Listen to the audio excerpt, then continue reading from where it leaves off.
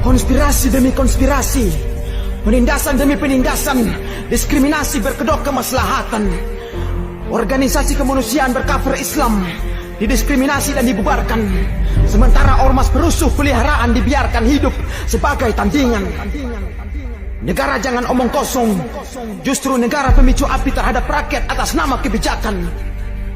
Mitos corona belum habis diperdebatkan, dana corona dikonsumsi sebagai proyek para kombatan.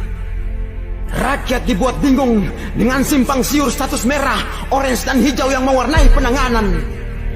Belakangan vaksin datang bagai juru selamat yang dipaksakan bagi seluruh rakyat. Fakta menunjukkan keanehan mental, bahkan kematian setelah divaksin namun ditutupi media keparat. Apa-apaan? Kenapa tak bersedia harus dipidana? Setiap orang berhak menentukan kesehatan diri. Kenapa tangan... Selamat malam.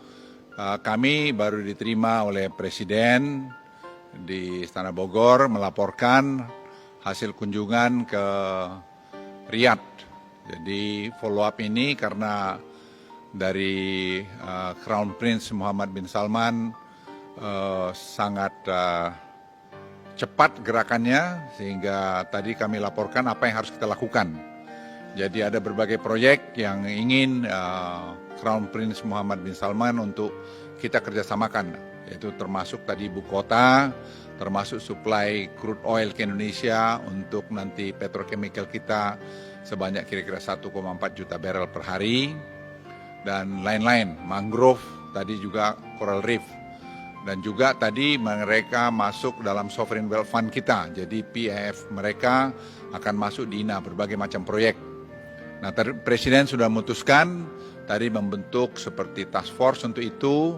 Nanti di dalamnya ada saya sendiri dengan Pak Erik, kemudian ada nanti 4 grup, ada nanti Seto di situ, kemudian ada Rabin, ada Jody, ada juga tadi Rahmat. Jadi itu nanti akan jadi counterpart nanti dengan pihak Saudi. Dan juga di situ nanti akan juga menyangkut pada rumah Mekah, rumah Mekah Indonesia yang itu akan dibangun oleh BUMN, dan itu akan mulai nanti insya Allah itu bisa terjadi semua kira-kira 2023. Ini proyeknya, dan kemudian juga Abu Dhabi pengen masuk di dalam semiconductor investasi di sini, dan juga tadi untuk mangrove, dan juga tadi untuk coral reef, dan masih banyak lagi proyek yang saya terus terang sudah kami laporkan pada Presiden. Jadi tim ini akan bekerja, dan besok akan kami Zoom call dengan Saudi, dan kemudian tim kalau sepakat sesuai dengan permintaan pihak Saudi itu akan berangkat kembali ke Riyadh untuk melakukan perundingan teknis dengan pihak counterpart kita di Riyadh, dan kemudian kita berharap mungkin 1 minggu 2 minggu setelah itu pihak Riyadh akan datang kemari untuk nanti membicarakan teknis setiap proyek dan melihat potensi proyeknya. Dan kita berharap nanti, karena MBS menyampaikan ke saya, beliau akan datang 2 kali ke Indonesia tahun ini, pertama sebelum G20, dan itu berharap akan nanti bisa tanda tangani semua item proyek itu dengan pemerintah Indonesia. Dan kemudian kunjungan kedua, beliau akan datang untuk menghadiri G20. Saya kira-kira itu tadi yang kami bicarakan. Yang kedua tadi pertemuan dengan Tony Blair, bekas Prime Ministernya Inggris.